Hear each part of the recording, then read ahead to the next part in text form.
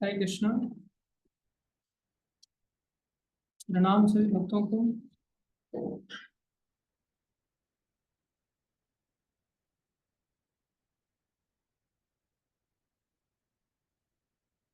वांछा कल्पतरुभ्यश्च कृपा सिन्धुभ्यो पतितानां पावनेभ्यो वैष्णवेभ्यो नमो नमः। ॐ अज्ञानं तिमिरन्धस्य ज्ञानाञ्जनशलाकया चक्षुरुन्मीलितं येन तस्मै श्रीगुरवे नमः। गुरवे गौरचन्द्राय राधिकाय तदालये कृष्णाय कृष्णभक्ताय तद्भक्ताय नमो नमः। हरे कृष्णा।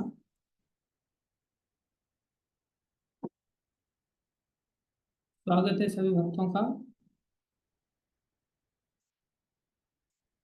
गुरु वैष्णवों की दया से जो कुछ कहें कृपा करके ध्यान से सुनिए। भगवान श्री कृष्ण अपार कृपा से कल भगवान ने बताया कि हम सारी कठिनाइयों को कैसे पार कर सकते हैं। हमारी कोई सामर्थ्य नहीं है, लेकिन हम सभी भगवान श्री कृष्ण की शक्ति से आज भी हम जीवन तो उन्हीं की शक्ति से जी रहे हैं, लेकिन हम अहंकार के कारण उनका आश्रय नहीं लेते, जिसको भगवान ने प्रकट किया है। अथ चेतु त्वम अहंकारा, अगर तुम अहंकार के कारण न श्रोष्यसि नहीं सुनते हो, विनश्यसि विनाश को प्राप्त हम सभी हो जाएंगे। प्रभुपाद जी यहाँ क्या समझा रहे हैं? पूर्ण कृष्ण भावना भावित व्यक्ति अपने अस्तित्व के लिए कर्तव्य करने के विषय में आवश्यकता से अधिक उद्विग्न नहीं रहता। जैसे स्ट्रगल फॉर एग्जिस्टेंस संसार में एक प्रसिद्ध स्लोगन होता है। हर व्यक्ति अपनी सत्ता के लिए रात दिन घड़ा मजदूरी करता है। रूपा जी यहाँ लिख रहे हैं, जो कृष्ण भावना भावित व्यक्ति है अपने अस्तित्व के लिए कर्तव्य करने के विषय में आवश्यकता से अधिक उद्विग्न नहीं रहता, बहुत ज्यादा टेंशन नहीं लेता वो क्या होगा कैसे होगा। जो मूर्ख हैं वह समस्त चिंताओं से मुक्त कैसे रहें इस बात को नहीं समझ सकता। मूर्ख व्यक्ति नहीं समझ पाता। जो व्यक्ति कृष्ण भावनामृत में कर्म करता है, भगवान कृष्ण उसके घनिष्ठ मित्र बन जाते हैं। देखो कैसी विशेषता है भगवान श्री कृष्ण की, इतने दयालु भगवान है, भगवान उसके मित्र बन जाते हैं। संसार में इतना इतना अपने आप को देने वाला संसार में और कोई उदात्त नहीं है, कोई दाता नहीं जितने की भगवान है। बाबा जी क्या लिख रहे हैं उनके बारे में? वे सदैव अपने मित्र की सुविधा का ध्यान रखते। कोई मित्र बनता है, कोई भी देवी देवता आदि जिसकी भी सेवा पूजा की जाए, किसी बड़े आदमी का आश्रय लिया जाए, क्या वो मित्र बन जाता है किसी का? प्राय कोई मित्र नहीं बनता, स्वामी बनकर के व्यवहार करता है। भगवान मित्र बन जाते हैं, और मित्र साधारण नहीं, भगवान कह रहे हैं यहाँ पर, प्रभुपाद जी कह रहे हैं घनिष्ठ मित्र बन जाते हैं। जैसे सुदामा जी के मित्र बने और सुदामा जी की सारी कठिनाइयों को दूर कर दिया, क्योंकि वे सदैव अपने मित्र की सुविधा का ध्यान रख रहे हैं। जो मित्र 24 घंटे उन्हें प्रसन्न करने के लिए निष्ठापूर्वक कार्य में लगा रहता है,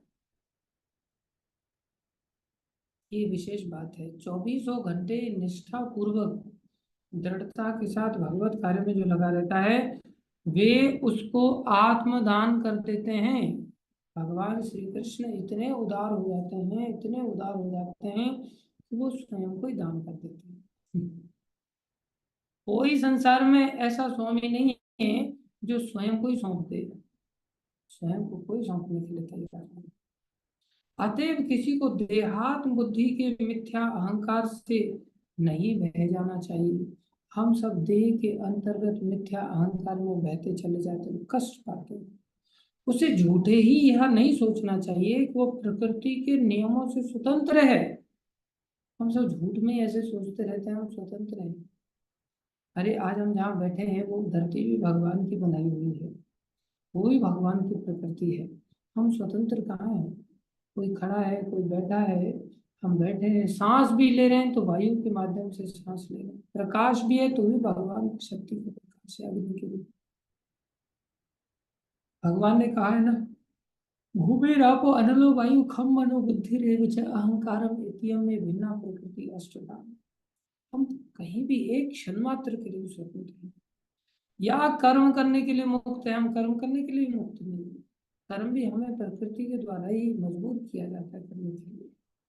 वह पहले ही कठोर भौतिक नियमों के अधीन है, लेकिन जैसे ही वह कृष्ण भावना भावित होकर कर्म करता है, अर्थात भगवान के निर्देशन में कर्म करना, तो वह भौतिक दुश्चिंताओं से मुक्त हो जाता है। मनुष्य को यह भली भांति जान लेना चाहिए कि कृष्ण भावनामृत में, जो कृष्ण भावनामृत में सक्रिय नहीं है, इस बात को गुरु महाराज बताते हैं कि हमें ऐसा लगता है कि भक्ति करना तो भाई कठिन है, बहुत कठिन है। मंगल आरती कौन करे, 16 माला पूरी कौन करे, जप वगैरह कौन करे। और करना भी चाहते हैं तो बोले मैया जी रोक लेती हैं, मैया जी आने नहीं देती भक्ति करने के लिए। मंगल आरती बोले रोज कैसे आ सकता हूँ। एक बालक आया मंगल आरती में, मैंने कहा तो रोज आना है, तो कहता है रोज कैसे आ सकता हूँ, तो मुझे मैया जी नहीं आने देंगी मेरे को रोज। हंस रहा है वो, वही है जो हंस रहा है अभी। तो महाराज कहते ठीक है कठिन है, लेकिन भैया मृत्यु क्या वो आसान है? मृत्यु का सामना भी तो करना पड़ेगा, क्या वो कठिन नहीं है? क्या मैया जी रोक लेंगी फिर उस बात को? क्या फिर से जन्म लेना आसान है? क्या मैया जी रोक लेंगी उसको? कोई मैया जी माँ बाप कोई नहीं रोक सकता। इसलिए भगवान यहाँ पर प्रभुपा जी बता रहे, मनुष्य को यह भली भांति जान लेना चाहिए कि जो कृष्ण भावनामृत में सक्रिय नहीं है, वह जन्म मृत्यु रूपी सागर के ही भंवर में पड़कर अपना विनाश कर रहा है। कई बार हमको ऐसा लगता है ना कि हम भगवान की नहीं सुनेंगे तो हमारा नाश कैसे होगा।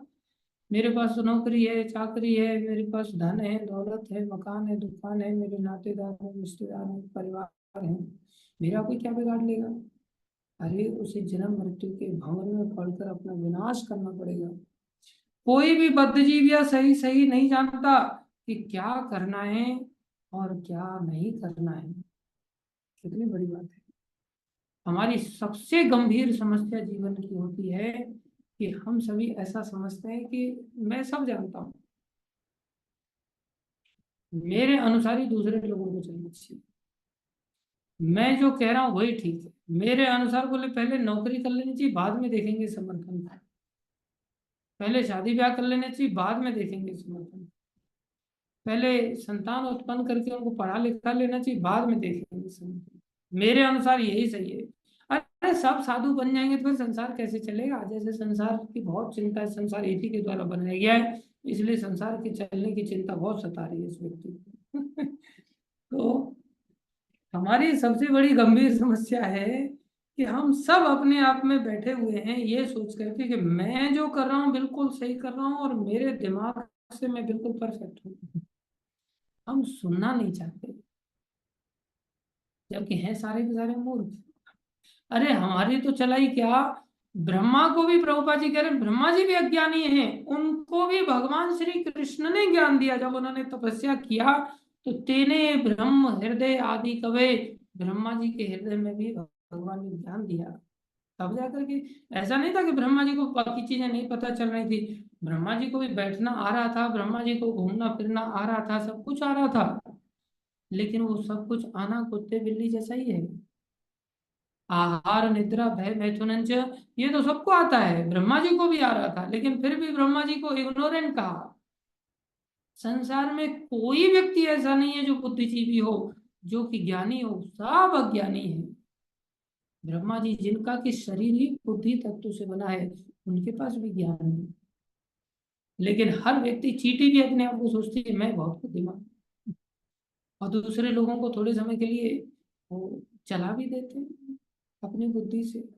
लेकिन जन्म मृत्यु से बचने की ताकत इस बुद्धि में नहीं है। आहार निद्रा भय मैथुन हम कर सकते हैं। इसलिए जब हमारे अंदर भक्ति करते करते अगर शिक्षा की थोड़ी भूख जागृत हो जाए, तब समझना चाहिए कि अब हम भक्ति के ट्रैक पर थोड़ा चढ़ गए हैं।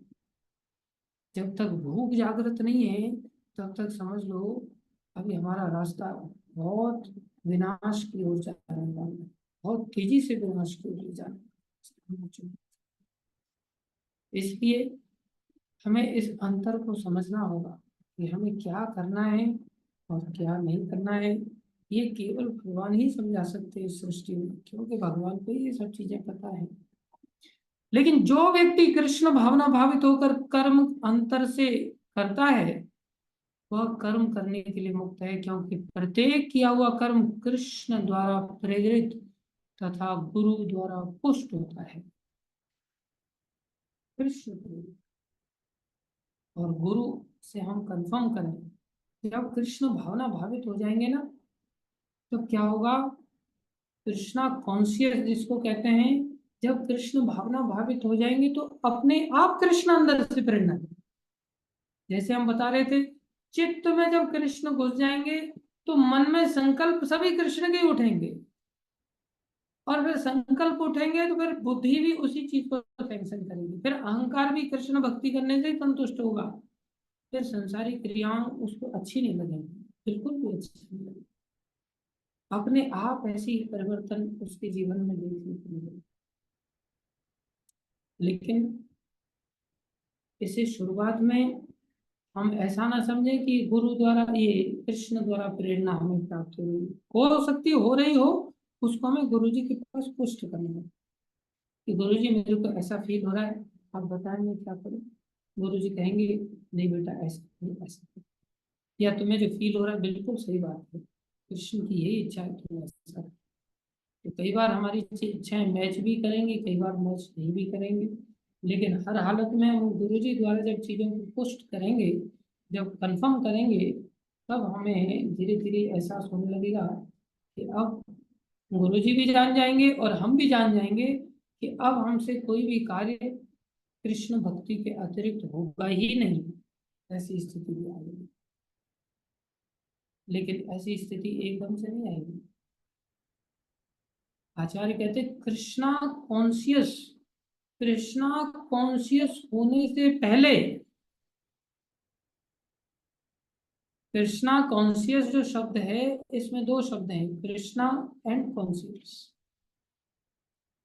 कॉन्शियस मतलब चेतना में, या कॉन्शियस मतलब सजग होकर के। आज हम जो कार्य करते हैं मूढ़ता के साथ कार्य करते हैं, आज हम किसी चीज के प्रति कॉन्शियस ही नहीं हैं। आज हम बात करते हैं तो क्या सजग होके बात करते हैं किसी से कि हम क्या बोल रहे हैं क्या नहीं बोल रहे हैं, इतना भी हमें होश नहीं, अभी तो हम कॉन्शियस भी नहीं है, कृष्णा कॉन्शियस क्या होंगे। जैसे आदमी सोता रहता है और सोते सोते बड़बड़ाता है ना, क्या वो कॉन्शियस है? कॉन्शियस नहीं है।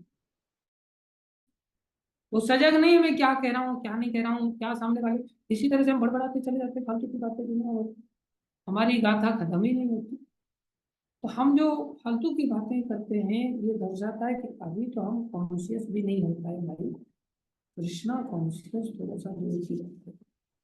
इसलिए भगवान ने पहले ही कहा चेतसा सर्व कर्माणि, पहले चेतसा बुद्धि से काम करना सीखो,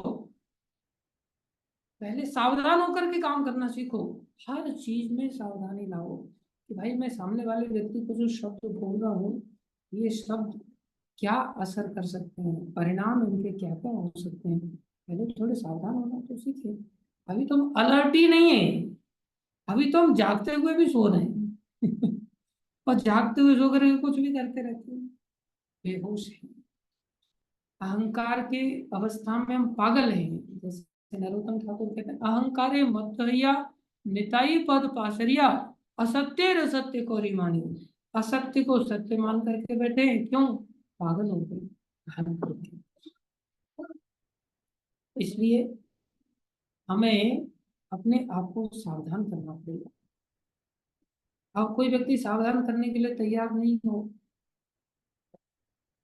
और अपने आप को कृष्ण के निर्देशन में कार्य नहीं करना चाहता, बोले मेरी इच्छा है मैं नहीं करना चाहता, उसके साथ क्या होगा भगवान आगे बता रहे हैं। यद अहंकारम आश्रित्य, अगर तुम अहंकार की शरण लेकर के न योत्स्य, अर्जुन को भगवान कह रहे हैं न योत्स्य, तुम युद्ध नहीं करोगे। अब अर्जुन के संदर्भ में युद्ध की बात है, हमारे संदर्भ में जप करने की बात है, हमारे संदर्भ में मंगल आरती की बात है, हमारे संदर्भ में भगवान की तरह जैसे अर्जुन आज्ञा पालन कर रहे हैं ऐसे हमें गुरु की आज्ञा का पालन करने की बात आएगी। हमें जो निर्देश दिए जाए वो हमारे लिए युद्ध से कम नहीं। तो भगवान क्या करें, अर्जुन अगर तुम न योत्सी इति मन्य से, अगर तुम ऐसा सोचते हो कि तुम अहंकार के कारण अपने मन मर्जी के कारण तुम युद्ध नहीं लड़ोगे, और हम सब अपनी मन मर्जी चलाते आते हैं, तो भगवान क्या कह रहे हैं, मिथ्या एषः व्यवसायस्ते, तुम्हारा ये जो संकल्प है, तुम जो सोच रहे हो कि मैं युद्ध नहीं लड़ूंगा, ये झूठा है। तुम कितनी देर युद्ध से बच पाओगे। प्रकृति त्वाम नियोक्ष्यति, प्रकृति तुम्हें जबरदस्ती नियोक्ष्यति, तुम्हें लगा देगी। तुम अगर नहीं भी लड़ना चाहो और तुम ऐसा सोचो कि मैं नहीं लड़ूंगा, ये तुम्हारा पहली बात तो अहंकार है, और ये अहंकार तुम्हें बचाएगा नहीं, तुम्हें फिर भी युद्ध में तो लगना ही पड़ेगा। अब देखो कैसी बात है, भगवान भी युद्ध में लड़ने के लिए कह रहे हैं और व्यक्ति की प्रकृति भी बोले उसको लगा देगी, और बीच में वो कह रहा नहीं मैं नहीं लड़ूंगा। जैसे गुरुजी कह रहे हैं कि भाई संसार छोड़ दो, बोले नहीं मैं नहीं छोड़ूंगा, तू नहीं छोड़ेगा तो बोले छोड़ना तो फिर भी पड़ेगा तेरे को जबरदस्ती। आज की हमारी स्थिति ऐसी है, हमको कहा जाए भाई संसार नौकरी चाकरी धरा मजूरी छोड़ो, और करना होगा तो तुम्हें आदेश दिया जाएगा तुम करना भाई, तो कर लेना। लेकिन जब आदेश के बिना तुम मन मर्जी से छोड़ नहीं रहे हो, तो एक न एक दिन यमदूत तुमको सब कुछ छुड़वा देंगे, तो छोड़ना तो पड़ेगा। भगवान जो आदेश दे रहे हैं ऐसा कोई संभावना नहीं है कि भगवान न करा सके। भगवान कह रहे हैं अगर तुम मेरे से नहीं करोगे किसी कार्य को तो तुम्हें मेरी प्रकृति के द्वारा करना पड़ेगा। बोले प्रकृति के द्वारा करना पड़ेगा, प्रकृति के द्वारा अगर करना पड़ रहा है और भगवान भी वही आदेश दे रहे हैं तो फिर अंतर क्या है, फिर फल में अंतर क्यों आना चाहिए, काम तो दोनों एक ही हो रहे हैं।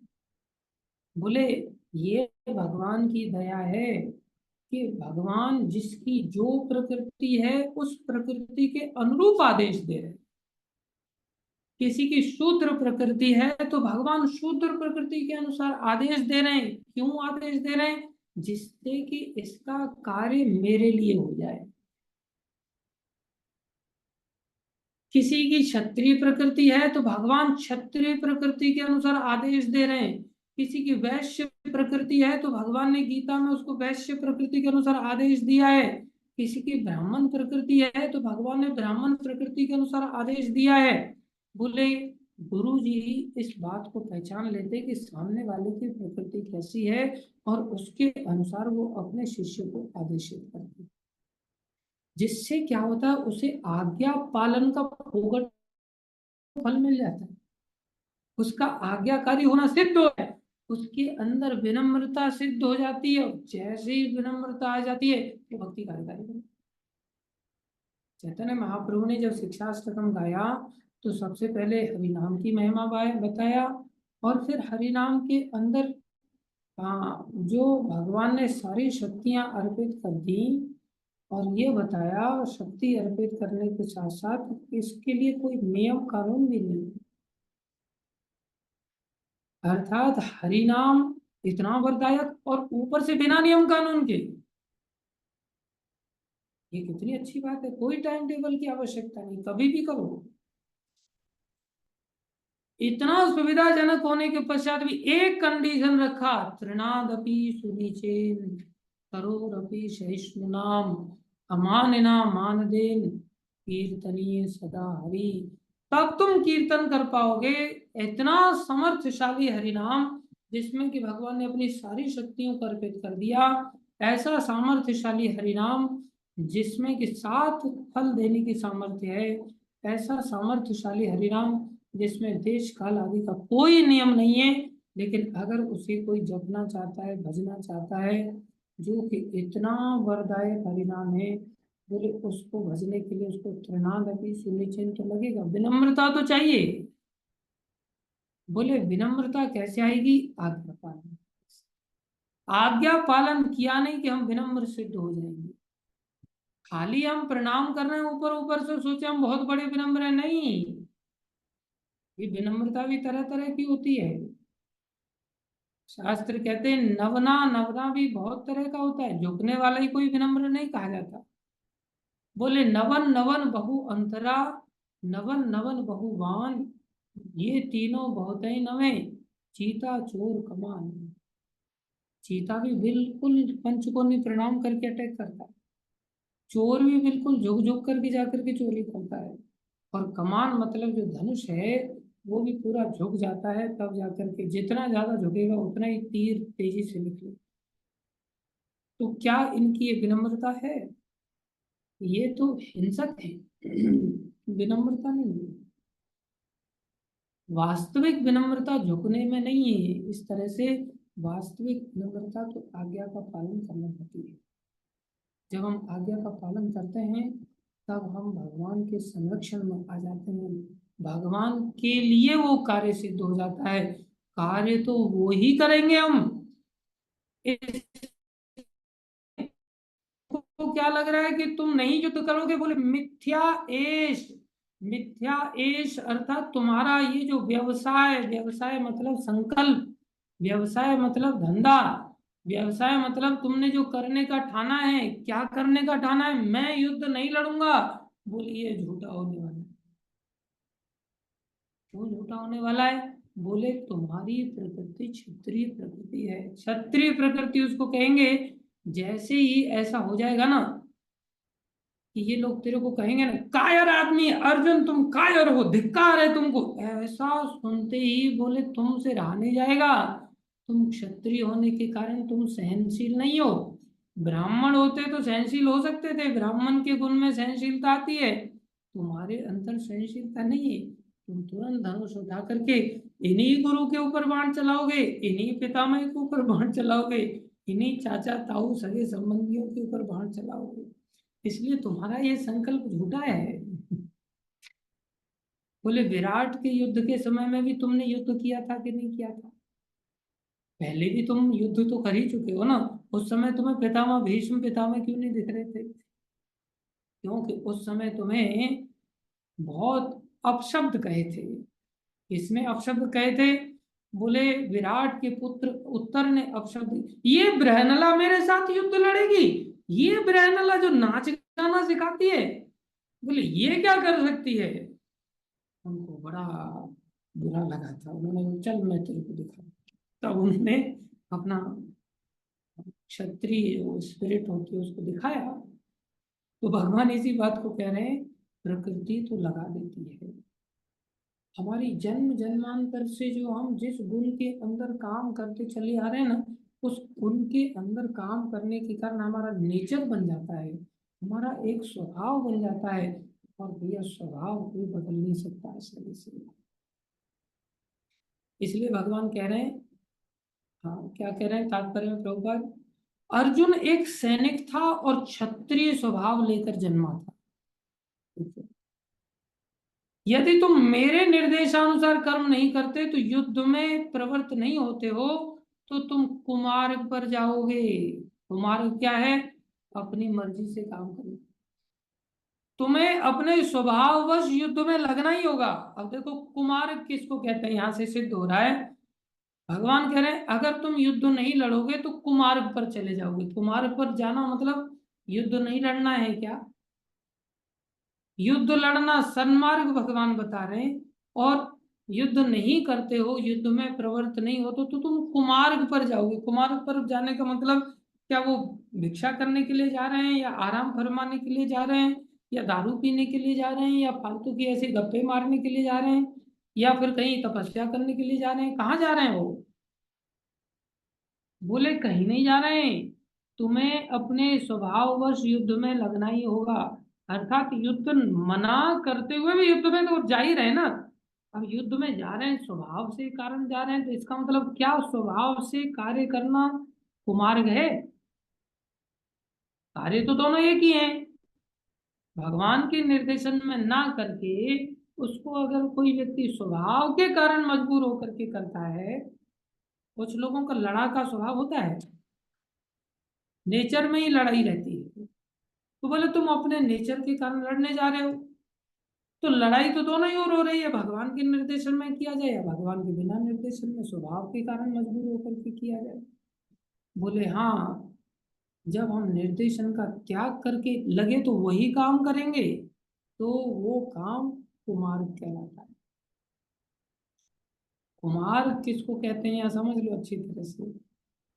निर्देशन में कार्य न करके अपनी इच्छा से मजबूर होकर के जो कार्य कर रहे हैं, बोले वो कुमार्ग है। जैसे जप करने के लिए कहा जाए किसी व्यक्ति और निर्देशित किया जाए इतने बजे से इतने बजे तक भाई जप करो, और हम उस समय में जप ना करें, ना करके अपनी इच्छा अनुसार, हो सकता है हमारा भक्त स्वभाव हो, पर हम अपनी इच्छा अनुसार जप करने लगे, तो बोले वो कुमार कहलाएगा। अपनी इच्छा अनुसार कभी भी कुछ भी करने लग जाए, वो कुमार कहलाएगा। वो सन्मार्ग नहीं है, उसका परिणाम अच्छा नहीं होगा। ध्यान देने वाली बात है। गुरु महाराज ने हमें कहा कि तुम समर्पित हो जाओ, तो हमने कहा ठीक है, समर्पित हो जाते। गुरु महाराज ने कहा इस मंदिर में समर्पित हो जाओ, तो हमको लगा इस मंदिर में समर्पित होने से तो काम नहीं चलेगा। हमने सोचा दूसरे मंदिर में समर्पित होकर के कार्य करते हैं, दूसरे मंदिर को बनाते। तो महाराज ने कहा दूसरे मंदिर को बना तो रहे हो, अपने स्वभाव से बना रहे हो, मेरे निर्देशन में नहीं, तो आगे चल करके बोले ऐसा ऐसा परिणाम आएगा, और जैसा महाराज ने कहा वैसा ही परिणाम। हमको लग रहा हमको लग रहा था हमने मंदिर ही तो बनाया, मंदिर में ही तो रह रहे हैं, मंदिर में फुल टाइम अपने जीवन को किया, लेकिन परिणाम उतने अनुकूल नहीं होते। हाँ, संसार की अपेक्षा तो अनुकूल होंगे, लेकिन उतना अनुकूल अगर चाहिए तो बोले बिल्कुल आज्ञा के अधीन रहना होता है। प्रभुपाद जी यहाँ लिख रहे हैं, अर्जुन एक सैनिक था और क्षत्रिय स्वभाव लेकर जन्मा था, अतएव उसका स्वाभाविक कर्तव्य था कि वह युद्ध करे क्षत्रिय स्वभाव के कारण। लेकिन मिथ्या अहंकारवश वह डर रहा था कि अपने गुरु पितामह तथा मित्रों का वध करके वो पाप का भागी होगा। वास्तव में वह अपने को अपने कर्मों का स्वामी जान रहा था। स्वामी जब आदमी बना लेता है ना अपने आप को, तब अपनी इच्छा अनुसार कार्य करता है। जब स्वामी है नहीं, दास है, तो फिर सामने वाला जैसा बोले वैसा काम करना चाहिए। मानो वही ऐसे कर्मों के अच्छे बुरे फलों का निर्देशन कर रहा हो, वो भूल गया था कि वहां पर साक्षात भगवान उपस्थित हैं और उससे युद्ध करने का आदेश दे रहे हैं। यही है बद्ध जीव की विस्मृति। हम सब लोगों की विस्मृति यही है कि हम भगवान की निर्देशन को समझ नहीं पाते, स्वीकार नहीं पाते। भगवान का नाम हमें ये स्मृति दिलाता है। प्रभुपा जी प्रार्थना कर रहे थे एक बार, हे कृष्ण, हे प्रभु, आपसे मेरा यही निवेदन है कि आप इस महामंत्र के माध्यम से मेरे हृदय की विस्मृति को नष्ट करके मुझे सदा आपकी स्मृति दिलाते हैं। प्रभुपा जी ऐसी प्रार्थना करते हैं। आज हम भगवान को भूल जाते हैं, इस कारण से हम फिर भगवान के आदेशों का उल्लंघन करते हैं। परम पुरुष निर्देश देते हैं कि क्या अच्छा है और क्या बुरा है, और मनुष्य को जीवन सिद्धि प्राप्त करने के लिए केवल कृष्ण भावनामृत में कर्म करना है। कोई भी अपने भाग्य का निर्णय ऐसे नहीं कर सकता जैसे भगवान कर सकते हैं। यह सर्वोत्तम मार्ग, अतएव सर्वोत्तम मार्ग यही है कि परमेश्वर से निर्देश प्राप्त करके कर्म किया जाए। भगवान, अब बहुत बड़ी बात बता रहे हैं, भगवान या भगवान के प्रतिनिधि स्वरूप गुरु के आदेश की वह कभी भी उपेक्षा ना करे। गुरुजी के आदेश कभी उपेक्षा नहीं करनी चाहिए। भगवान के आदेश को बिना किसी हिचक के पूरा करने के लिए वह कर्म करे। और जब बिना हिचक के जब हम कार्य करेंगे तो क्या होगा, इससे सभी परिस्थितियों में सुरक्षित रहा जा सकेगा। जब हम हिचकिचाहट करते हैं आज्ञा पालन करने में, टेंशन में आ जाते हैं और सोचते हैं कि हमारी सिक्योरिटी इस विषय में अच्छी होगी जैसा हम अपने मन से सोच रहे हैं, तो बोले वहां तो उसको मरना पड़ेगा, विनश्यसि विनाश होगा। और जब हम आज्ञा पालन करते हैं और चाहे वहां गोली चलने वाली हो, गुरु महाराज ने हमारी सेवा लगा दिया ऐसे मंदिर में जहाँ माफियाओं का अड्डा था, जहाँ लोग पिस्टल लेकर के घूमते थे, जहाँ लोग बुलेट मोटरसाइकिल पर दुनिया भर के गुंडे मवाली लोग इकट्ठे हो जाते थे, और पूरा पुलिस उनके साथ रहता था। पुलिस भी उनको ये नहीं कहता था भाई तुम डंडे लेकर के क्यों घूम रहे हो, तुम पिस्टल लेकर के क्यों घूम रहे हो। पुलिस उनके साथ ही रहती थी, मैनेज टोटली उन लोगों ने पुलिस को कर रखा था। और वहां पर हम अकेले दो चार भक्त लोग, ऐसा बदमाशी खुलेआम होती थी कि आश्चर्य होता था। हमारे घर वाले भी डरे, बेटा तू इकलौता यहाँ मरने के लिए आया क्या, साधु बने तो मरने के लिए थोड़ी साधु बना जाता, तुम क्या मरने के लिए जा रहा है, तेरे को एक काम करते हैं हम अपना खेत में अपनी जगह पे मंदिर बना करके दे देते, ये सब झमेला छोड़। ये गुरु लोग तो ऐसा ही करते हैं अपने काम बनवाने के लिए, और ये आप जैसे लोगों को ब्रेन वॉश करके लगा देते हैं इस तरह से काम करने के लिए। अब देखो तेरे को मरने के लिए यहाँ भेज दिया, तुम एक काम करो, हम तेरे को मंदिर के लिए जगह देते हैं, यहाँ शांति से भजन करो, भजन से भजन। तो हमने सोचा भाई, और जब हम गए तो वहां पर आस पड़ोस में जितने भी बदमाश लोग रह रहे, बोले गोली चलेगी यहाँ, आपको पता नहीं है पहले भी चल चुकी है, पहले भी लोग मर चुके हैं।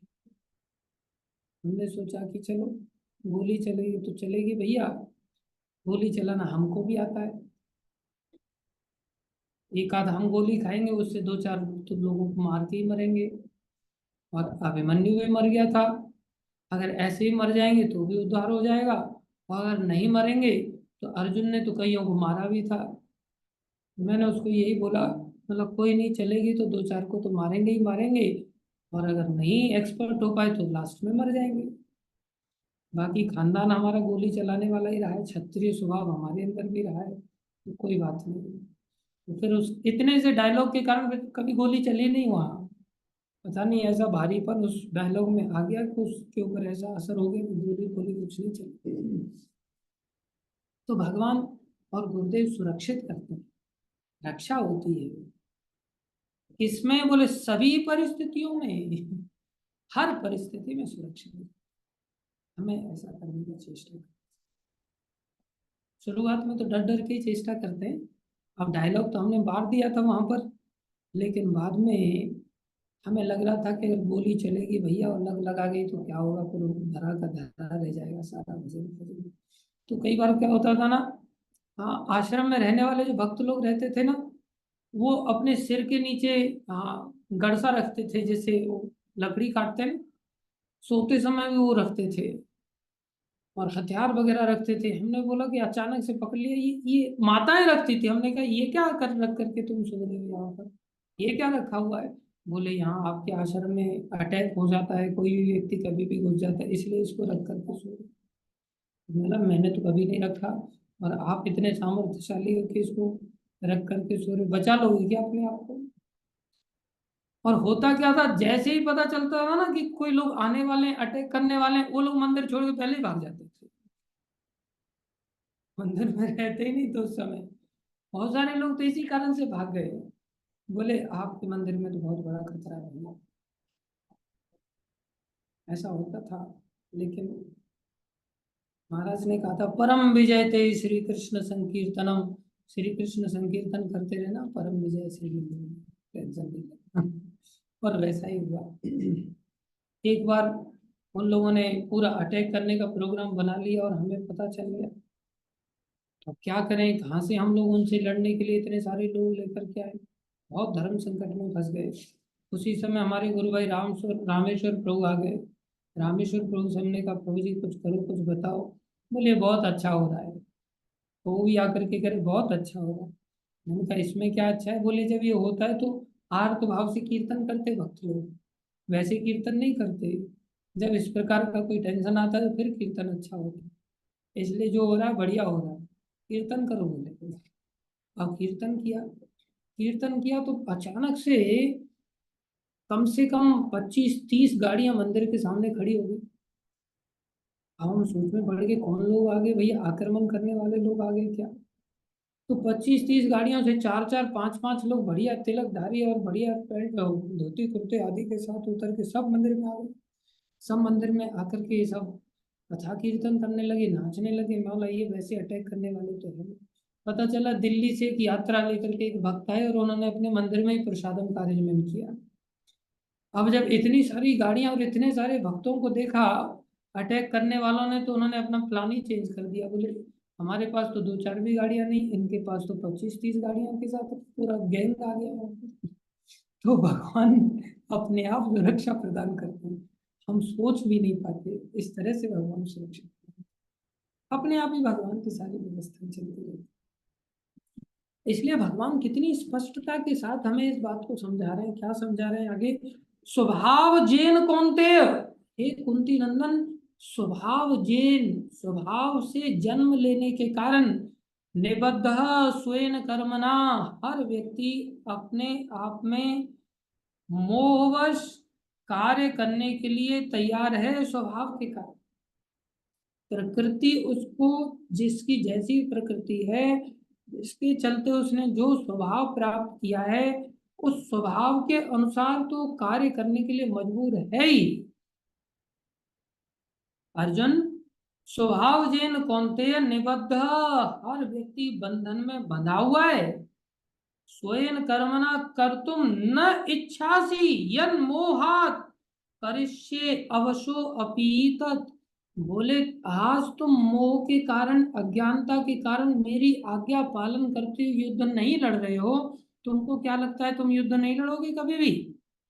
मोहवश आज तुम मेरी आज्ञा का उल्लंघन कर रहे हो, लेकिन करिष्य अवशो अपीत, तुम्हें विवश होकर के युद्ध ही करना पड़ेगा। तुम्हारा स्वभाव तुम्हें युद्ध लड़ा लेगा, मजबूरी में तुम युद्ध में, स्वभाव बदलता नहीं।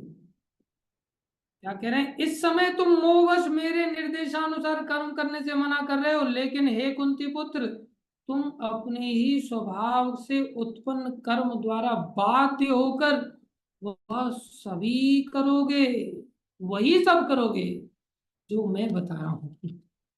लेकिन प्रकृति करा लेगी। इसलिए कहा जाता है ना कि कृष्ण छाड़िया जीव भोगवांछा करे, माया तारे पाछे ते झापुटिया धरे। कृष्ण को छोड़ करके भोग करोगे, कृष्ण की सेवा को छोड़ोगे तो माया अपनी सेवा में लगा लेगी, क्योंकि प्रकृति भगवान की ही है। क्या कह रहे हैं प्रभुपाद? बहुत बड़ी बात करें। यदि कोई परमेश्वर के निर्देशानुसार कर्म करने से मना करता है, अब देखो कई बार एक लड़का था, उसको मैंने कहा कि भाई मंगल आरती उठाकर, फार्मेसी कर रहा था, पास में हमने कमरा ले रखा था उसके लिए। उसको बोलते थे सुबह मंगल आरती तू आता नहीं, तो उसकी आंखों से पानी बहुत ऐसे ही बहता रहता था। बड़ा सॉफ्ट हार्ट का था, कुछ भी बोल दो तो एकदम से आंसू ढरक के आ जाते थे। माताओं एक्सपर्ट होती हैं आंसू ढरकाने में, तो उसके अंदर कुछ माताओं जैसे लक्षण थे। तो एकदम से आंसू ढरक के आ जाते। रुमाल साथ में रखता था, तो चश्मा लगाता था, आधा तो ऐसी आंखों में दिखता नहीं था कि क्या कर रहा है, इसकी आंखें क्या जवाब दे रही। जैसे तुम मंगल आरती नहीं आए, एकदम से आंसू पहुंचने लगे। तो सोचा यार बेचारा, रोने लग गया। चल चल ठीक है कोई बात नहीं। ऐसे करते करते उसने पूरा सेमेस्टर निकाल दिया, साल निकाल दिए, सारे साल निकाल दिए उसने। कभी आया हफ्ते में एक दिन आ गया, 2 दिन आ गया, फिर बाकी गुल्ली मार दिया। ऐसी हालत रहती थी उसकी। अब उसकी नौकरी लग गई, और नौकरी लग गई, नौकरी सुबह 7 बजे पहुंचना होता है। मतलब घर उसका दूर, 3 घंटा दूर, 3 घंटे का ट्रेवल करना होता है। अब वो 3:30 बजे उठ करके बराबर नौकरी करने के लिए जागते जागते उसे जाना पड़ता है, काम से निकलना पड़ती है। काफी समय तक आदेश का पालन नहीं किया, अब उसे आज्ञा का पालन माया करवा रही है। अब उसकी माँ और उसकी पत्नी में जमता नहीं है। मेरे को फोन करता है, प्रभु जी क्या करूं? बोला दिक्कत क्या है? बोले पत्नी आराम से 7 बजे उठती है। बोले मैं पत्नी को फोन करता हूँ ऑफिस में पहुंच करके, हे भाग्यवान अब तो उठ जा। मेरी माँ मेरे को नाश्ता बना करके देती है, और पत्नी को मैं वहां जा करके फोन करता हूँ उठ जा। मैं बोला बेटा तूने भी मेरे को सालों तक बहुत सताया था, मैं भी तेरे को बोलता था उठ जा भाई उठ जा, उठने का नाम नहीं लेता था तू। अब तू खुद अनुभव कर कैसा आनंद आ रहा है तेरे जीवन। अब थोड़ा परिवर्तन आ रहा है उसके जीवन में, तो माया उसे एक कार्य कराती है, ध्यान रखना चाहिए। हमको लग रहा है अरे हम भगवान के ऊपर निर्भर कैसे रहें, हमारे पास तो पैसा धेला सब कुछ है, भगवान के पास ऊपर निर्भर रह जाएंगे तो पता नहीं पहनने के लिए कपड़ा मिलेगा नहीं मिलेगा, खाने के लिए रोटी दाल मिलेगा नहीं मिलेगा, क्या मिलेगा क्या नहीं मिलेगा। यही परिस्थिति हमारे न चाहते हुए भी हमें सामना करनी पड़ेगी। जब हम कुत्ते बन जाएंगे अगले जन्म में, गधे बन जाएंगे, सुअर बन जाएंगे, पक्षी बन जाएंगे, हमें भगवान के ऊपर निर्भर रहना ही पड़ेगा।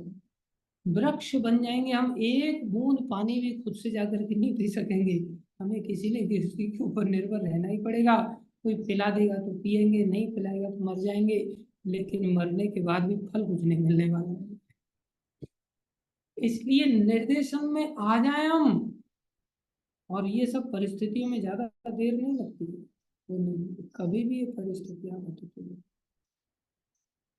इसलिए यदि कोई परमेश्वर के अनुसार निर्देशानुसार कर्म करने से मना करता है, अर्थात गुरु जी के आदेश का पालन करने से मना करता है, अर्थात शास्त्र के आदेश का पालन करने से मना करता है, अर्थात साधु के आदेश का पालन करने से मना करता है, ये गुरु साधु शास्त्र भगवान के अतिरिक्त और कुछ नहीं है, तो वह उन गुणों द्वारा कर्म करने के लिए बाध्य होता है जिनमें वह स्थित होता है। तमोगुनी है, रजोगुनी है, सतोगुनी है, उसको उस गुण के अनुसार कर्म करना ही पड़ेगा।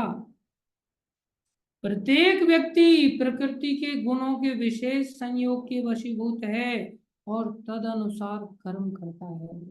गुण उसे कर्म करवा लेंगे, प्रकृति कर्म करवा लेंगे, किंतु देखो कैसी बड़ी बात है, किंतु जो स्वेच्छा से, अपनी इच्छा से, अपनी इच्छा हमें लगानी पड़ेगी, जो स्वेच्छा से, भगवान जबरदस्ती नहीं करते, ये भगवान की प्रीति है, भगवान का प्रेम है। अब कोई किसी से प्रेम करे तो कोई तो जबरदस्ती थोड़ी करेगा। आजकल का सिनेरियो अलग है कि तू मेरे को प्रेम करनी तो मैं तेरे ऊपर तेजाब डाल दूंगा, तू प्रेम कर रही है कि नहीं, नहीं तो मैं गोली मार दूंगा। ये कोई प्रेम थोड़ी है, ये तो जबरदस्ती वाला प्रेम है, जबरदस्ती भोग वृत्ति है। भगवान ऐसा नहीं करता, भगवान चांस देते हैं, जैसे मित्र है ना भगवान, मित्रवत कार्य। इसलिए जो स्वेच्छा से परमेश्वर के निर्देशानुसार कार्यरत होता है वही गौरवान्वित होता है। गौरवान्वित मतलब बड़े गौरव की बात हो जाती है उस भक्त के लिए। अरे रूप गोस्वामी पद्यावली में वर्णन करते हैं, बहुत सुंदर बात वर्णन करते हैं। वो कहते हैं कि अगर कोई हरे कृष्ण महामंत्र की जप करने की, कीर्तन करने की खाली इच्छा पैदा कर ले, खाली किसी के अंदर इच्छा हो जाए कि हाँ मुझे आज से 16 माला जपना है, अभी जपने चालू किया, खाली इच्छा पैदा हो गई। आज छोटा सा एक बालक 5 साल का सुबह में मंगल आरती में आया, वो मेरे पास आकर के, हाँ बगल में बैठ करके कहता मेरे को भी माला दे दो ना, तो मेरे को बड़ा अच्छा लगा। अब उसको उसका बड़ा भाई सिखा रहा है, बेटा ये उंगली नहीं लगाते, ये उंगली नहीं लगाते। अब छोटा बच्चा है 5 साल का, बार बार उसकी उंगली उस पर टच हो जा रही है। उंगली तो वैसे ही चंचल होती है, कोमल होती है बच्चों की। हमारी उंगली ऐसी होती है कि चिपकेगी तो चिपकेगी और खड़ी हो जाएगी तो खड़ी हो जाएगी, कठोर बन जाती है। अब वो कभी चिपकाए कभी हटाए, कभी चिपकाए कभी हटाए, जैसे तैसे करके 2-4 मिनट उसके भाई ने थोड़ा जोर लगाया, आखिर में क्या हुआ, उसकी उंगली अलग रहने लगी।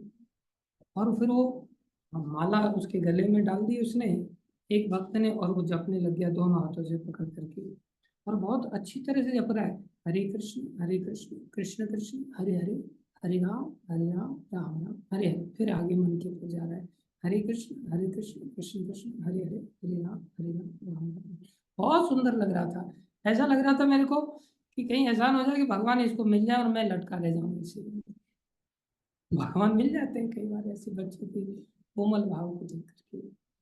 अब उसका बड़ा भाई माला लेकर इधर उधर घूम रहा है, और बार बार पीछे मुड़ के देख रहा, भाई तो चला गया, लेकिन वो माला के प्रति निष्ठावान होकर के एक माला पूरा बैठ के ही किया उसने आखिर। मैं तब सोचा कि ध्रुव महाराज ने ऐसी भक्ति कैसे कर ली। तब मेरे को लगा कि ध्रुव महाराज छोटे से बच्चे थे और उनके दिमाग में ये बात बैठ गई थी, क्योंकि उनकी लकड़ी बैंड हो गई ना अच्छी तरह से, जैसे बोला बिल्कुल वैसे ही हो गई।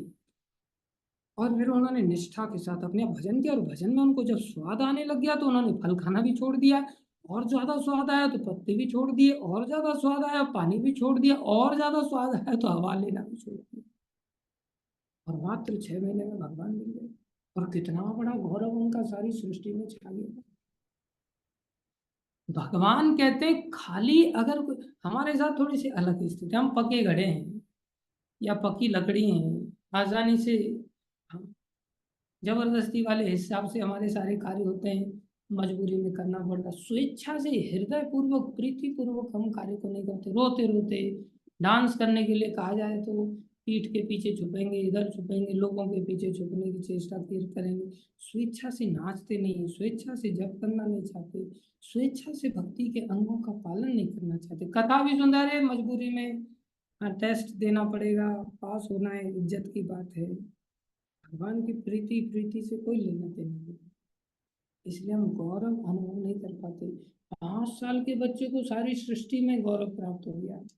और रूप गोस्वामी कहते हैं खाली इच्छा मात्र हो जाए किसी की कि मुझे हरे कृष्ण कीर्तन करना है, मुझे जब करना है, बोले इच्छा मात्र से ही चित्रगुप्त जो हमारा लेखा जोखा लिखते हैं ना, रूप गोस्वामी की वर्णन करते हैं, बोले उनको डर लगने लगता है ऐसे व्यक्ति के चरणों से,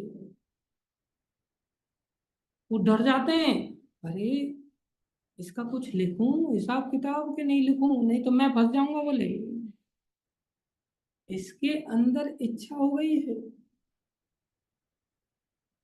अब हम सबके अंदर भी थोड़ी तो इच्छाएं हो ही गई होगी, हम एक मंत्र तो बोल ही लेते हैं सब लोग मिलकर, बोलो हरे कृष्णा कृष्णा कृष्णा हरे हरे, हरे राम राम राम हरे हरे। बड़ा सुंदर मंत्र है ये, अगर भाव के साथ किया जाए ना तो बड़ा आनंद आता है, लेकिन कुछ लोग इरिटेट करते हैं, उनको डांस कराना पड़ता है सुबह मंगल आरती में, मेरे को पकड़ पकड़ के आसानी से डांस करते नहीं तो मेरा कई बार महामंत्र से ध्यान हट जाता है, और जब मैं कई बार महामंत्र थोड़ा ध्यान से करता हूँ या कोई भी शब्द ध्यान से बोलता हूँ तो बड़ा आनंद आता है। तो क्या करो, भी लोग परेशान करते हैं, ऐसा नहीं करना चाहिए, परेशान नहीं करना चाहिए, ध्यान अपनी ओर नहीं खींचना चाहिए, ध्यान भक्ति में लगने देना चाहिए दूसरों को।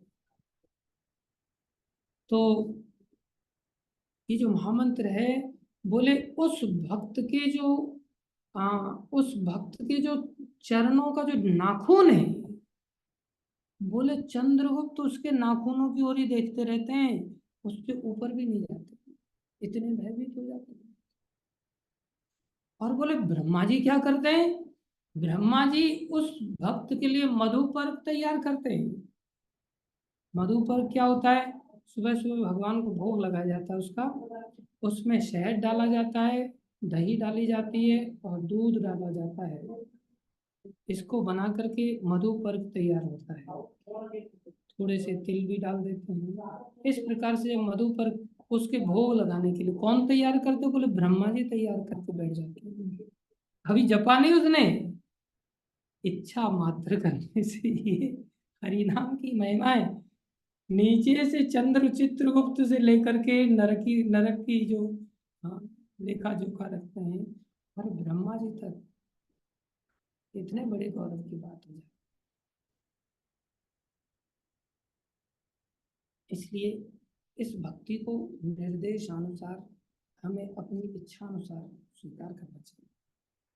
अब 61वें श्लोक में भगवान बता रहे हैं, कैसी विचित्र बात भगवान बता रहे हैं, तुमको क्या लगता है कि तुम अपने आप में एक स्वयं करता हो, तुम्हें निर्देशन तो स्वीकार करना ही पड़ेगा, बाहर से मेरा निर्देशन स्वेच्छा से करो या अंदर से मेरा निर्देशन स्वीकार करो। भगवान ने दूसरे एंगल से अब बता रहे हैं, एक तो प्रकृति आदमी को लगाती है, अब भगवान बता रहे हैं ईश्वर भी लगाता है। तो ईश्वर कोई और नहीं है, ईश्वर खुद ही है भगवान। ये मत सोचना कि कोई और ईश्वर बोल रहा है। भगवान क्या कह रहे हैं, ईश्वर सर्वभूतानां हृदयदेशे अर्जुन तिष्ठति भ्रामयन् सर्वभूतानि यंत्र आरूढ़ानि मायया। भगवान कह रहे हैं सब जीवों के हृदय में एक ईश्वर है।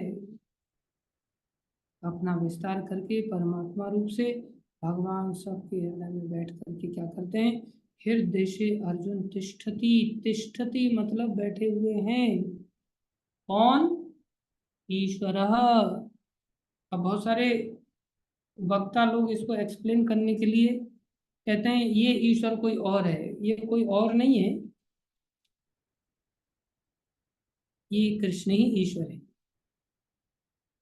हम सब जानते हैं, ब्रह्मा जी ने बताया था ईश्वर परमः कृष्ण। वो ईश्वर कौन है? कृष्ण है। क्या करते हैं वो? भ्रामयन् सर्वभूतानि, सब जीवों को वही कार्यों में लगाते हैं। कैसे? बोले यंत्र को जैसे चलाया जाता है। और जीव क्या है? बोले इस यंत्र में सवारी की तरह बैठा रहता है।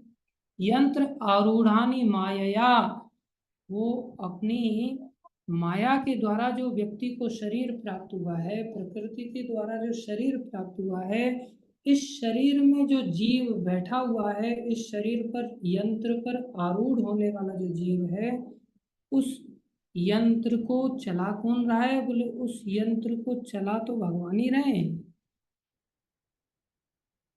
लेकिन भगवान कैसे उसे प्रेरणा देते हैं कार्य करने की? बोले जिस गुण में है उस गुण के अंतर्गत उसे मजबूर कर देते हैं कार्य करने के लिए। क्या कह रहे हैं भगवान? हे अर्जुन, परमेश्वर प्रत्येक जीव के हृदय में स्थित हैं और भौतिक शक्ति से निर्मित यंत्र में सवार की भांति बैठे समस्त जीवों को अपनी माया से घुमा रहे हैं। तो या तो आदमी भगवान के आदेश पर घूमना स्वीकार करे या उसे माया से घूमना तो पड़ेगा ही पड़ेगा।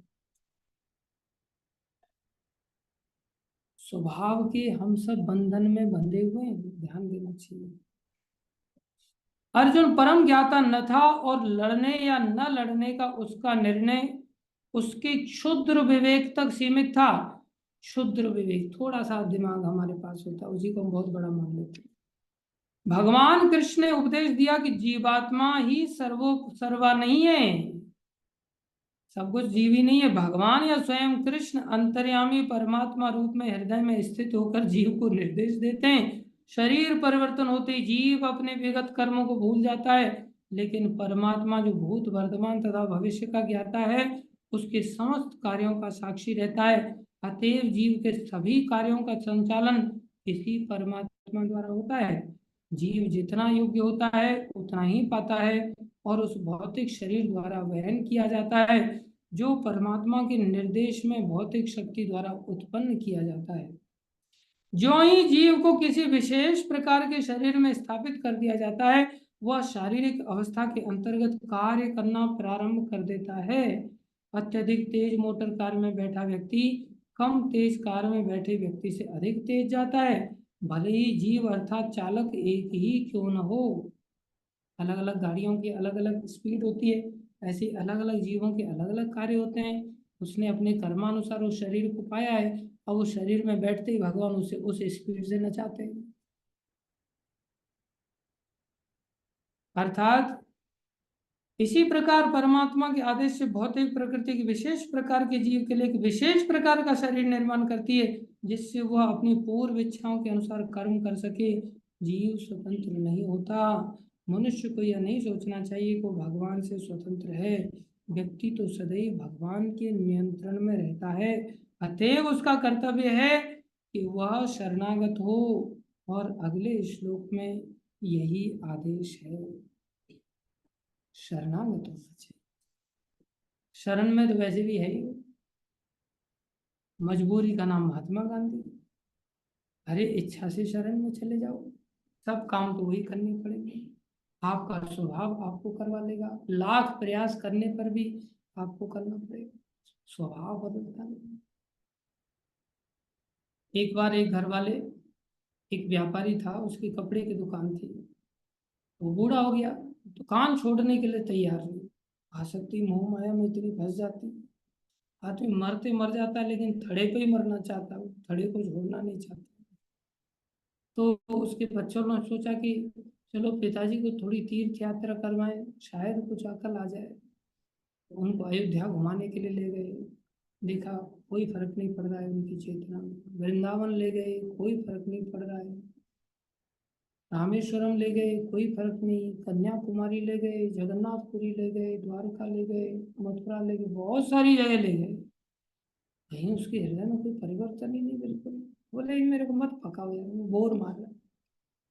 अंत में काशी ले गए।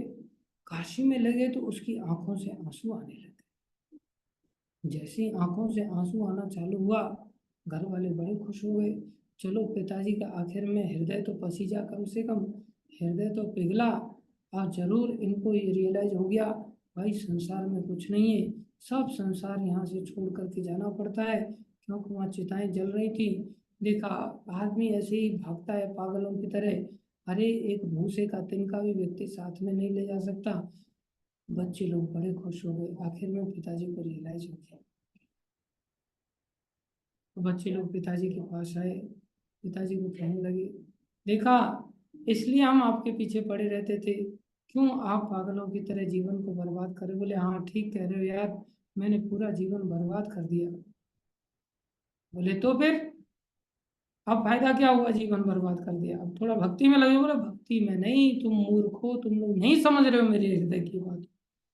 बोले और गहरी अनुभूति है क्या इनकी कुछ। बोले हाँ मेरी विशेष अनुभूति। बोले क्या अनुभूति है। बोले मैंने फालतू में कपड़े का व्यापार करके पूरा जीवन बर्बाद कर दिया। बैठा रहता था, अभी ग्राहक आएगा, अभी ग्राहक आएगा। यहाँ तो मुर्दों की लाइन लगी है। काश मैंने लकड़ी का व्यापार किया होता तो आज मैं कितना अमीर बन गया होता। इतने मुर्दे यहाँ जल रहे हैं, यहाँ तो ग्राहकों की कोई कमी नहीं है। आज मेरे को एहसास हो रहा है कि मेरा पूरा जीवन व्यर्थ चला गया।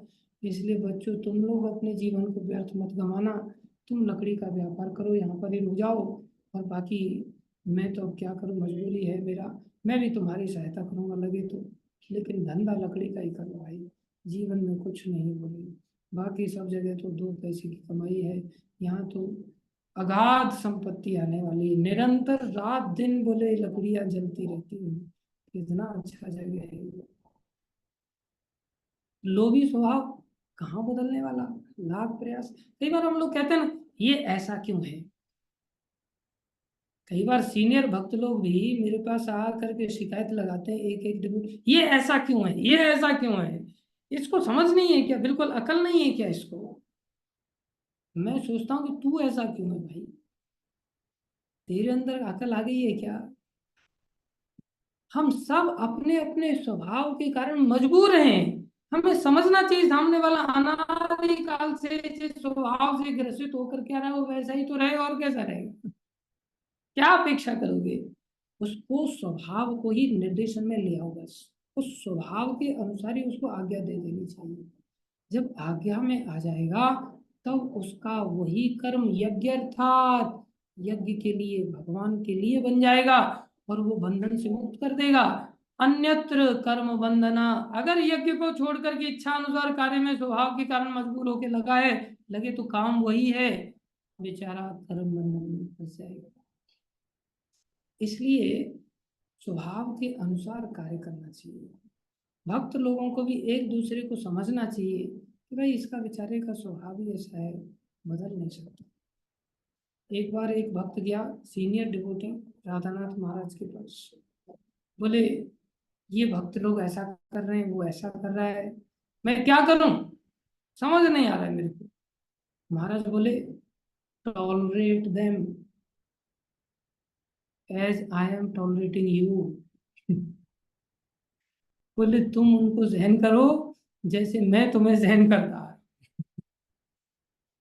अब उसकी आंखें फटी की फटी रहेगी। बोले अरे मेरे को भी कोई सहन कर रहा है, कई बार हमको क्या लगता है, मैं ही सहन कर रहा हूँ दूसरों को, मेरे को कोई सहन नहीं कर रहा है।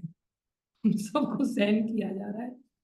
बस लक्ष्य होना चाहिए, हम सब मिल करके जैसे तैसे करके निर्देशन में कार्य करना सीखें। प्रभुपा जी ने जो निर्देशन दिया है, प्रभुपा जी ने हमें आंदोलन दिया, ये बड़ा अद्भुत आंदोलन है। ये हमें हमारे स्वभाव के अनुसार कार्य कराते हुए हमें आगे ले जाए। एक बार एक भक्त प्रभुपा जी से पूछता, प्रभुपा ये मंगल आरती निकुंज योनो रतिकेल सिद्धि, इसका अर्थ क्या होता है? प्रभुपा जी बोले, इसका अर्थ होता है बुक डिस्ट्रीब्यूशन, जाओ किताबें उठाओ, बुक डिस्ट्रीब्यूट करो फटाफट। बोले इसका मतलब क्या? बहुत समझ में आ जाएगा जैसे बेवकूफ आदमी, तेरा कल्याण बुक डिस्ट्रीब्यूशन से होगा, चल पुस्तक उठा और जाकर के किताब वितरण कर। निकुंज योनो, जाकर के भगवान की अंतरंग लीलाओं का जैसे स्मरण कर लेगा तो। अरे काम से मुक्त हुआ नहीं अभी तक, अंतरंग लीलाओं का क्या स्मरण करेगा? एक ही काम है तेरा, जा बुक डिस्ट्रीब्यूशन। तो स्वभाव जिसका जैसा है, उसके स्वभाव के अनुसार गुरुजन आदेश देते हैं, उसी से उसका भला होता है। आदमी बुक डिस्ट्रीब्यूशन नहीं करेगा तो गुब्बारे बेचेगा रेड सिग्नल्स पर, क्योंकि उसका स्वभाव ऐसा ही है। गुब्बारे नहीं बेचेगा, टमाटर बेचेगा, आलू बेचेगा, ठेले पर बैंगन बेचेगा, जगह जगह दुकान लगा करके बेचना उसको कुछ ना कुछ पड़ेगा, क्योंकि उसके स्वभाव में वो है। इसलिए बेहतर है उस स्वभाव को निर्देशन में ला करके हम आज्ञा पालन करें, क्योंकि गरीबी उसको बिचवा देगी, प्रकृति उसको बिचवा देगी, हो सकता है उसको अच्छा ना लग रहा हो, अंदर से मजबूर हो जाएगा वो सब कुछ करने के लिए, पकौड़े बेचने के लिए मजबूर हो जाएगा। फिर उसमें इज्जत ढूंढेगा, इज्जत से कैसे बेचूं, फिर फ्रेंचाइजी देगा अपने नाम के पकौड़े बेचने के लिए, गोलगप्पे बेचने के लिए, और सोचेगा मैं बहुत प्रतिष्ठित आदमी हूँ। अरे बड़े बड़े इंजीनियरों को पकौड़े बेचवा देती है माया। क्वालिफाइड इंजीनियर बीटेक करने के पश्चात गोलगप्पे बेचते हैं, क्यों? स्वभाव ने मजबूर कर दिया, प्रकृति ने मजबूर किया, उन्होंने बुक डिस्ट्रीब्यूशन नहीं किया था ना, इसलिए ऐसा करना पड़ता है। बेस्ट है बुक डिस्ट्रीब्यूशन करना चाहिए, बेस्ट है मंदिर में झाड़ू लगा देना चाहिए, बेस्ट है भगवान की सेवा करनी चाहिए। नहीं तो सेवा तो पत्नी की करेंगे ही करेंगे, फिर सब चीजें होंगी। भक्त भगवान के अनुसार कार्य करते हैं, हम लोग अपनी इच्छा नहीं चलाते। इसलिए भगवान ने दूसरे एंगल से बताया, तुम सर्वे सर्वा नहीं हो, भगवान अंदर से बैठ करके, ईश्वर, ईश्वर बोले मैं अंदर जैसे, मान लो मैं कहूं, अरे कैसा आदमी है, महंत जी ने ये आदेश दिया तू पालन नहीं करता, तो महंत जी कौन है? मैं ही हूं ना। कई बार ऐसा बोला जाता है, प्रेसिडेंट ही आकर के बोला, प्रेसिडेंट की बात नहीं सुन रहे हो तुम लोग, मतलब प्रेसिडेंट कौन है? प्रेसिडेंट की बात नहीं सुन रहे हो, बोलो वो व्यक्ति खुद कह रहा है। इसलिए यहाँ कोई ईश्वर कोई और नहीं है कि ईश्वर हृदय में बैठे हुए, भगवान स्वयं कह रहे हैं ईश्वर बैठा है, तुम नहीं करने वाले हो, अर्थात मेरे कहने पर करो, या फिर मैं तुमसे करवा लूंगा, मैं तुमसे जबरदस्ती करवा लूंगा प्रकृति के माध्यम से, उस समय तुम्हें बंधन बांधेगा, मेरे कहने पर कर लोगे तुम मुक्त हो जाओगे। इसलिए याद रखो, कभी भी हमें आज्ञा का उल्लंघन नहीं करना चाहिए, समर्पण करना चाहिए और जीवन को सफल बनाना चाहिए। Thank you very much. भगवान की वाणी भगवत गीता की जय, श्री प्रभुपाद की जय, श्री गुरु महाराज की जय, अनंत कोटि वैष्णव वृंद की जय, आप सब भक्तों की जय। हरे कृष्ण।